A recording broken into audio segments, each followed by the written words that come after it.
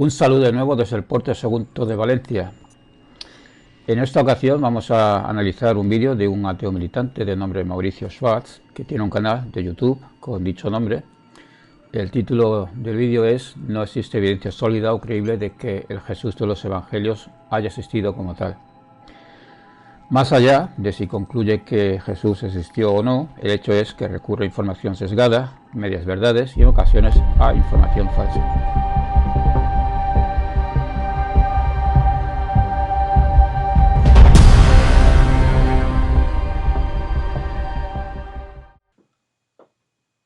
Si consideramos estos elementos como parte de la leyenda que se crea alrededor de un personaje como Emiliano Zapata, pregúntese usted cuánta leyenda se puede forjar alrededor de algún personaje en 60 años, pero del siglo I de la era común, y luego en 90 años, y luego en 400 años más. Eso es exactamente lo que pasa con el Jesús de los Evangelios. No existe ninguna prueba, y como prueba me refiero a una evidencia sólida, demostrable, contrastable, que podríamos aceptar cualquiera de nosotros, de que haya existido el Cristo de los Evangelios. La única prueba o la única argumentación de la existencia de Cristo la encontramos en los Evangelios. Aquí observamos el típico error que cometen los negacionistas. En una misma frase mencionan a Jesús de los Evangelios y al Cristo de los Evangelios. Y no, la única mención a Cristo no la encontramos en exclusiva en los Evangelios, sino también en el resto de los escritos del Nuevo Testamento, que va más allá de los 4 Evangelios. Pero lo dicho, una cosa es el Cristo y otra cosa es Jesús. Y si en realidad con eso de la única prueba de la existencia de Cristo la encontramos en los Evangelios, se está refiriendo a Jesús, que es lo que parece ser que quería decir, pues de nuevo está confundiendo al Cristo de la fe con el profeta judío apocalíptico Jesús de la historia. En todos esos años, ¿cuánto se puede haber generado de mito alrededor de la figura de un personaje como Jesucristo? A esta pregunta hay respuesta académica. No es nada novedoso que alrededor de este personaje histórico se cree un mito teológico. Y para separar la mezcla del Cristo Jesús del propio Jesús se ha elaborado una metodología bastante detallada, como son los criterios de historicidad y los patrones recurrentes. Por lo tanto, esa dificultad, este dilema, no es un escollo infranqueable para la academia, y gracias a ello podemos reconstruir un retrato robot del personaje histórico, el cual, pese a compartir ideas judías apocalípticas comunes de la época, también las impregnó con sus propios ideales y convicciones personales, siempre dentro de ese marco judío apocalíptico del siglo I.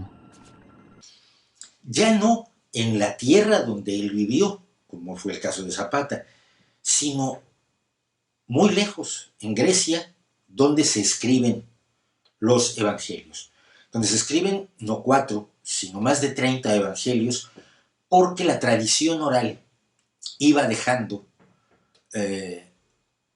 su huella, pero entre gente que iba modificándola y variándola, como pasa siempre con la tradición oral. Para precisar un poco, me remito a la obra de Antonio Piñero, Guía para entender el Nuevo Testamento. El Evangelio de Marcos se supone que fue escrito probablemente en Roma. El Evangelio de Mateo se supone que fue escrito probablemente en Antioquía o Damasco. El Evangelio de Lucas se cree que fue escrito quizás en Antioquía o en Grecia.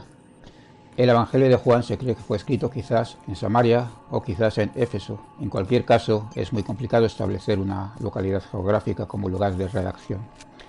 Y no es cierto que para esa época existieran más de 30 evangelios.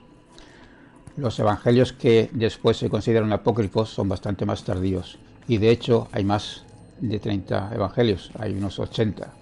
En todo caso, podemos considerar que hubo fuentes, no evangelios anteriores a Marcos, como puede ser la fuente Q, colección de milagros, parábolas, el discurso apocalíptico de Jesús, la última cena escatológica, por ejemplo. Todos los demás evangelios no canónicos son posteriores a los canónicos y datan de mediados del siglo II en adelante. Los evangelios existen a partir de una tradición oral que llega a Grecia. No, los evangelios no existen solo a partir de una tradición oral, al menos no en exclusiva. existen también a partir de una tradición puesta por escrito a las que los autores recurrieron. Y también, pues por supuesto, recurrieron a tradiciones orales. Pero esos evangelios que se escriben entre el 60 y el 100, 110 de la era común no son los que conocemos hoy. De hecho, los que conocemos hoy tienen muchísimos menos años y datan del siglo IV después de la era común. Esto que afirma es falso. Los evangelios que conocemos hoy son una reconstrucción crítica basada en los manuscritos de los que disponemos, donde la crítica textual intenta reconstruir ese texto lo más parecido a cómo debió haber salido de la mano de sus autores. Lo que sí podemos afirmar es que más allá del siglo II difícilmente podemos retroceder por la sencilla razón de que no tenemos manuscritos más antiguos ni citas de los padres de la Iglesia anterior al siglo II. En ningún caso se puede afirmar que los evangelios de hoy datan del siglo IV.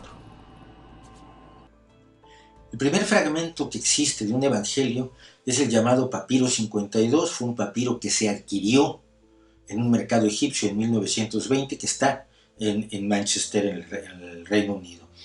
Es un pequeñísimo fragmento de un papiro con algunas frases del evangelio de Juan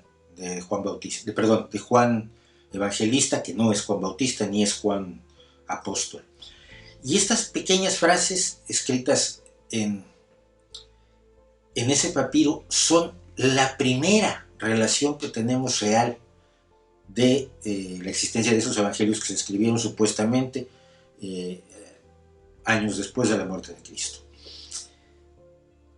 No sabemos qué tan antiguo es este papiro. Se calcula que puede ser datar del siglo I al siglo IV, otra vez, de la era común. La datación del P52 está bastante bien consensuada, pese a los extremos por ambas partes, donde el creyente más acérrimo y fundamentalista lo data a finales del siglo I y el crítico más acérrimo lo data hacia el siglo III. Si hay alguien que lo haya datado alrededor del siglo IV, me es desconocido. El consenso más amplio lo sitúa sobre el año 125 aproximadamente. Por otro lado, fuera de la discusión académica, debemos mantener a los pseudohistoriadores como Fernando Conde Tornes, quien asegura que toda la literatura cristiana es una falsificación hecha o salida de la mano de Lactancio bajo la tutela de Constantino a partir del año 303. No sé si aquí Mauricio Schwartz está teniendo en cuenta a este autor sensacionalista junto a letras para afirmar que hay quien sitúa el P52 hacia el siglo IV. Quizás no, porque vemos sobreimpreso en el comentario escrito el siguiente texto. Las primeras copias completas que tenemos de los evangelios datan del siglo IV de la era común. Si a esto le añadimos que previamente nos presentó el fragmento P52 como el primer testigo griego de un evangelio, y que se trata de un fragmento de apenas 7 líneas del evangelio de Juan en el verso y el reverso, podría dar la impresión que hasta el siglo IV no tenemos más que fragmentos diminutos. Para aclarar las cosas, lo cierto es que tenemos manuscritos muy extensos de los evangelios anterior al siglo IV. Quizás lo que quiso decir es que a partir del siglo IV es cuando tenemos o cuando se recogen todos los evangelios en un solo libro. Pero lo cierto es que de forma independiente ya circulaban los evangelios en copias, de las que hoy tenemos folios bastante extensos de estos evangelios que circulaban independientemente antes del siglo IV. Por ejemplo, el manuscrito P66. Este manuscrito se ha datado hacia principios o mediados del siglo II y contiene grandes extensiones del Evangelio de Juan. Claro está, con sus variantes textuales. El siguiente manuscrito es el P75, un manuscrito de unas 144 páginas, de las cuales solo nos han llegado 102. Y está datado pues hacia finales del siglo II, principio del siglo III. El siguiente manuscrito es el P45. Contiene unos 4 capítulos del Evangelio de Mateo, unos 8 capítulos del Evangelio de Marcos y unos 6 capítulos del Evangelio de Lucas y algún capítulo de Juan. y un puñado de capítulos del libro de los Hechos, y está datado hacia el siglo III. Y esto sin mencionar todas esas citas que hicieron los padres de la Iglesia antes del siglo IV de los Evangelios. Por lo tanto, si se pretendía asegurar que antes del siglo IV no tenemos prácticamente nada de los Evangelios, simplemente es falso. Los Evangelios, decíamos, fueron más de 30. Y se decidió en el año 325, para ser exactos, el 20 de mayo del año 325, el Concilio de Nicea decidió cuáles de todos esos evangelios eran los reales y los de verdad. Los sistemas que sabemos que se utilizaron, o que la tradición dice que se utilizaron, es que los obispos rezaron mucho y los 4 textos de entre los 30 y tantos evangelios volaron solos hasta el altar, indicando pues que ellos eran los reales. Tenemos también la idea de que se pusieron todos los evangelios sobre el altar y cayeron todos, menos los 4 que conocemos hoy, Marcos, Mateo, Lucas y Juan. También se dice que se eligieron los 4 evangelios que se consideraba por tradición oral que eran los más reales, y se le dijo a Dios que si alguna palabra de ellos era falsa, que lo tirara del altar, y Dios no lo tiró, con lo cual estaba diciendo, pues el que calla otorga, esos evangelios son los reales. Independientemente de que hay, y esto siempre hay que señalarlo, discrepancias entre los 4 evangelios, y hay historias que cuenta uno que no cuenta otro, que las cuentan distinto, que le sobran ángeles, que le faltan, bueno, hay discrepancias, como pasa con cualquier escrito proveniente de la tradición oral. Finalmente, la historia más hermosa del Concilio de Nicea es que penetró en el recinto una paloma, que no era otra que el Espíritu Santo, y que fue la que señaló cuáles eran los 4 evangelios canónicos. Aquí es donde Mauricio empieza a patinar de lo lindo. No tiene ni idea de lo que es la historia de la fijación del canon. En el Concilio de Nicea, que es el evento al que alude, no se trató para nada el canon bíblico, ni se gastó tiempo alguno en escoger 4 evangelios de entre los más de 30, que en realidad fueron muchos más evangelios de los que circulaban para entonces.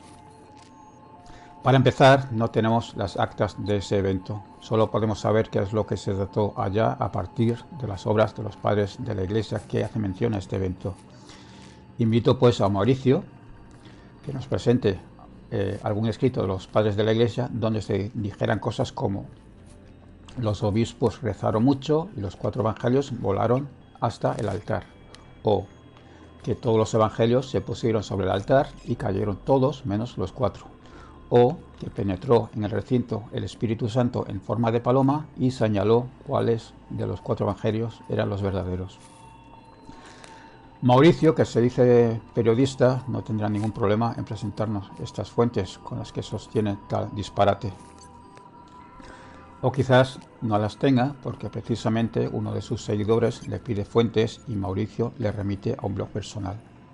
El seguidor es Joe Barribat y comenta: hola, ¿qué tal?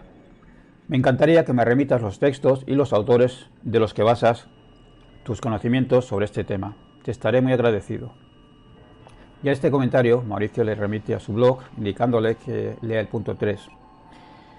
Y este punto dice lo siguiente. Punto 3. A la pregunta ¿por qué no pones enlaces de tus fuentes?, la respuesta es: las fuentes relevantes las suelo mencionar en el propio vídeo, pero por lo demás los vídeos que hago no son un punto de llegada donde alguien puede aterrizar y encontrarse todo el trabajo hecho con enlaces y todo lo necesario para no tener que pensar mucho. Mis vídeos son solo un punto de partida, no un cursillo. Es tu responsabilidad ir a las fuentes, buscar en Google y confirmar el asunto. Hago vídeos para que la gente piense, pero no soy yo, su papá, ni su profesor, ni me interesa serlo. O sea, no esperemos que Mauricio nos dé fuentes. Tenemos que rompernos los sesos para encontrar en Google lo que él afirma.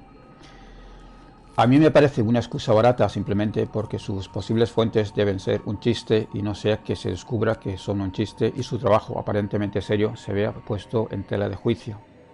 ¿Qué diferencia con los trabajos que hago yo, sin ser periodista, donde cito fuentes y facilito el acceso a estas para que cualquiera las pueda estudiar, contrastarlas y valorarlas? Volvamos al Concilio de Nicea. ¿Qué es lo que se trató realmente en este concilio? Pues para entonces había una división con la Iglesia Oriental, donde se había extendido la teología de Arrio de Alejandría, el cual afirmó que Jesús no fue divino como el Padre ni preexistente, sino que fue un ser creado. Y esa herejía fue la que se trató principalmente en este concilio. Constantino no se podía permitir esa división dentro de la Iglesia. Y fruto de este concilio tenemos, por ejemplo, el credo de Niceo, que fue empleado posteriormente en el concilio de Constantinopla, y la fórmula de que el Hijo es de la misma sustancia que el Padre. Otras cuestiones minúsculas que se decidieron en el concilio fueron, por ejemplo, separar la celebración de la Pascua cristiana del calendario judío. Y por último, se prohibieron las reuniones y el culto de las sectas que seguían las doctrinas de Meletio. Invito a Mauricio que nos presente algún documento que demuestre que en el Concilio de Nicea se escogían los 4 evangelios de entre más de 30 y los documentos históricos que señalan que ello ocurrió de forma milagrosa. ¿Cuándo pues se decidió qué evangelios incluir en el canon? Aunque el canon de la NT incluye más que los 4 evangelios, vamos a centrarnos solo en los evangelios, que son los escritos que contienen relatos sobre Jesús. En el siglo II, Taciano, año 160, creó una especie de superevangelio, una combinación en base a los 4 evangelios, conocido como el Diatessaron. Y en esa época posiblemente ya empezaron a aparecer algunos de los evangelios gnósticos, y no los tuvo en consideración para crear su superevangelio. Otra fuente que nos indica que ya en el siglo II solo se tenía en consideración los 4 evangelios es la obra que se escribió hacia el año 160 por Ireneo de Lyon, donde deja claro que solo hay 4 evangelios. Ello lo podemos leer en Contra Herejías, libro 3, capítulo 11, 8. Y ahí dice lo siguiente: los evangelios no pueden ser ni menos ni más de 4, porque son 4 las regiones del mundo en que habitamos, y 4 los principales vientos de la tierra. Y la Iglesia ha sido diseminada sobre toda la tierra. Y columna y fundamento de la Iglesia son el Evangelio y el Espíritu de vida. Por ello, 4 son las columnas en las cuales se funda lo incorruptible y dan vida a los hombres. Porque como el artista de todas las cosas es el Verbo, que se sienta sobre los querubines y contiene en sí todas las cosas, nos ha dado a nosotros un evangelio en 4 formas, compenetrado en un solo espíritu. ¿Y cuáles son esos 4 evangelios? Pues aquellos cuyo contenido expone para contrarrestar las ideas heréticas, y no son otros que el de Mateo, Lucas, Marcos y Juan, como lo hace por ejemplo en el libro 3, capítulo 2, donde cita a Pablo y los 4 evangelios por separado para hacer una crítica a las ideas gnósticas. Y con toda seguridad existieron ya entonces varios evangelios judio-cristianos, como el evangelio de los hebreos y posiblemente el evangelio de los nazarenos y el evangelio de los ebionitas, que no tuvo en consideración. Otra fuente es el canon incluido en el fragmento muratoriano, que es una copia. Este fragmento es una copia del siglo VII, pero que los expertos, por sus evidencias internas, sitúan el original en el siglo II, hacia el año 170. Al estar fragmentado, el texto comienza en medio de una frase y continúa: el tercer libro del Evangelio, según Lucas. El cuarto Evangelio es de Juan, uno de los discípulos. Se mencionan pues hasta 4 evangelios en total, donde solo Lucas ya aparecen en este texto por estar fragmentado, pero se sobreentiende que al comienzo del escrito se incluyeron Mateo y Marcos para complementar la lista de solo 4 evangelios. Es más, incluso un hereje con ideas gnósticas que confeccionó su propio canon, como fue Marción, no utilizó ningún evangelio gnóstico, que para entonces ya tenía a mano. Solo eligió el evangelio de Lucas, aunque mutilado. Por lo tanto, para cuando se convocó el Concilio de Nicea, La Iglesia ya tenía claro que solo estos 4 evangelios debían ser leídos y tomados en consideración, como lo podemos corroborar con esas 3 o 4 fuentes del siglo II, aunque no fue de forma oficial. De forma oficial, el canon no se fijó en un concilio hasta mucho después de Nicea. Como ya dijimos, en este asunto Mauricio Schwartz ha patinado bastante, y me sorprende que una persona que parece tener un intelecto memorable haya tomado como un hecho histórico las leyendas milagrosas del supuesto canon fijado en Nicea. No hay nada, no hay ninguna prueba física sólida de que haya existido Cristo. Solo hay un caso que sí quiero mencionar porque es el recurrente y se llama el testimonio flaviano. El testimonio flaviano son 2 párrafos de Flavio Josefo, el gran historiador judío romano de la era más o menos de Cristo, poco después, que tampoco conoció a Cristo, pero sí nota en sus antigüedades judías, dice en un momento dado: por este tiempo apareció Jesús, un hombre sabio, si es que es correcto llamarlo hombre, ya que fue un hacedor de milagros impactantes, un maestro para los hombres que reciben la verdad con gozo, y atrajo hacia él a muchos judíos y a muchos gentiles además. Era el Cristo. Y cuando Pilato, frente a la denuncia de aquellos que son los principales entre nosotros, lo había condenado a la cruz, aquellos que lo habían amado primero no le abandonaron, ya que se les apareció vivo nuevamente al 3er día, habiendo predicho esto y otras tantas maravillas sobre él los santos profetas. La tribu de los cristianos, llamados así por él, no ha cesado de crecer hasta ese día. Eso es lo que dice Flavio Josefo. ¿O no lo dice Flavio Josefo? La mayoría de los estudiosos serios consideran que estos 2 párrafos de las antigüedades judías fueron introducidos posteriormente por católicos a la hora de reescribir, copiar y recopiar los textos de Josefo para darle sustento a su creencia. Sería muy raro que un judío, que además es ciudadano romano, anduviera proclamando que Jesús era el Cristo, que era el Salvador. Es mal negocio, pero sobre todo es extraño y es muy, muy, muy dudoso. Se habla pues de que hay una interpolación en años posteriores y los nuevos hallazgos, todavía en 1971 hubo uno, de copias antiguas de las antigüedades judías de Flavio Josefo, no traen estos párrafos que parecen indicar que existió el Jesús de los evangelios.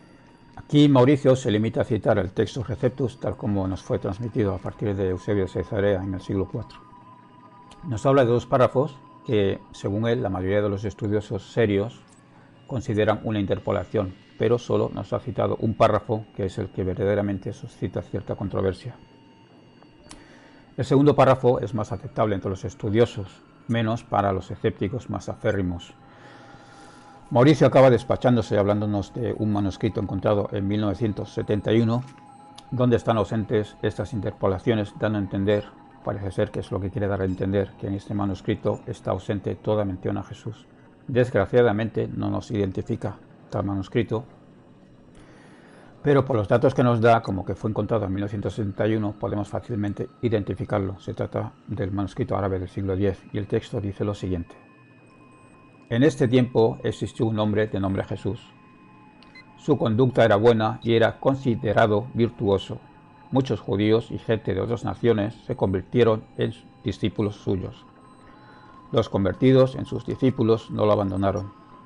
Relataron que les había aparecido 3 días después de su crucifixión y que estaba vivo. Según esto, fue quizás el Mesías de quien los profetas habían contado maravillas. Como vemos, aquí están ausentes esas afirmaciones, sin duda alguna salidas de la mano de un copista cristiano, como ocurre en el texto Receptus, pero aún así se menciona a Jesús y lo que sus seguidores decían de él. Y este texto se parece mucho al texto que los críticos han reconstruido, eliminando aquello que se considera una interpolación cristiana. En realidad, un análisis muy pobre del testimonio flaviano, porque obvia otras fuentes y otros manuscritos con llamativas variantes textuales que apuntan a que el texto flaviano en su origen fue un texto negativo hacia Jesús y los cristianos. Para más detalle, acerca de estas variantes textuales y el posible texto negativo original de Flavio Josefo hacia Jesús y el grupo de los cristianos, os remito al vídeo El Testimonio Flaviano, que podéis consultar en mi canal. Porque ahora que queda claro que no hay ninguna prueba sólida, ninguna evidencia histórica de que haya existido el Jesús de los Evangelios, yo voy a decir que no importa. Evidentemente, si existió alguien que se llamaba Jesús y luego le atribuyeron una multitud de milagros y el personaje era además un poco profeta, es irrelevante. A mí me parece muy relevante si ha existido el Jesús histórico, profeta judío apocalíptico, por la sencilla razón que su existencia como profeta judío apocalíptico del siglo I echaría por tierra los dogmas de fe, por ejemplo, el dogma de la Gran Comisión de las iglesias de evangelizar a todo el mundo, echaría por tierra el dogma de la salvación vicaria, el dogma del pecado original, el dogma de crear iglesia alguna, el dogma de la resurrección, el dogma de la parusia. A mí me parece muy relevante. Esta crítica, espero que sea constructiva, no está dirigida solo a Mauricio, sino también a sus seguidores, quienes en sus comentarios agradecen a Mauricio por esta información. Muy ilustrativo este vídeo, claro, conciso y formativo. Mauricio, excelente trabajo. ¡Wow! ¡Cuánta información! ¡Qué buen vídeo y muy informativo! Excelente, me gustan mucho sus vídeos. Ojalá hubiese personas que se informaran y dejaran de creer solo en lo que les dicen. Excelso vídeo, señor Mauricio. Pues sí, estoy de acuerdo que ojalá hubiesen personas que se informaran y dejaran de creer solo en lo que les dicen. Entre esas personas me gustaría verte a ti, Israel Salas.